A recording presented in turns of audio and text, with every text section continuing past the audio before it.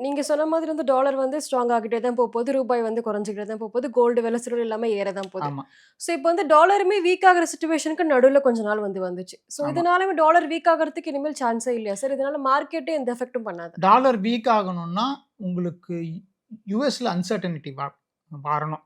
இப்போ அங்கேயுமே ஒண்ணு வேலைவாய்ப்பு எல்லாமே குறைஞ்சு தானே சார் இருக்கு. வேலைவாய்ப்பு குறைஞ்சாலும், but the government is majority government அங்க. ஓகே.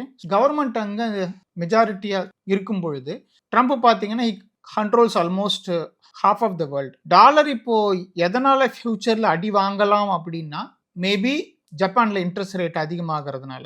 இப்ப இத்தன நாளா ஒரு 12 வருஷமா ஜப்பான்ல வந்து இன்ட்ரெஸ்ட் ரேட் 0. இப்போ இன்ட்ரெஸ்ட் ரேட் ஜப்பான்ல அதிகமாகிட்டே போகுது. அவங்க ஜப்பான்ல இன்வெஸ்ட் பண்ணா எதுவும் நமக்கு அட்வான்டேஜ் இல்லையேங்கிறதுனால, ஜப்பான்ல லோன் போட்டு 0% இன்ட்ரெஸ்ட்லயோ, கம்மி பெர்சென்ட் இன்ட்ரெஸ்ட்லயோ லோன் போட்டு எல்லாமே யுஎஸ்ல ட்ரெஷரி பாண்ட்ல ம். இன்வெஸ்ட் பண்ணிட்டு இருந்தாங்க. இப்போ ஜப்பான்ல இன்ட்ரெஸ்ட் அதிகமாகறதுனால இட்ஸ் அட்வான்டேஜஸ் ஃபார் தெம். இப்போ எல்லாரும் ஜப்பான் இன்ட்ரெஸ்ட் ரேட் அதிகமாகறதுனால ஜப்பான்ல இருந்து ட்ரெஷரி பாண்ட் எல்லாத்தையுமே விற்க ஆரம்பிப்பாங்க.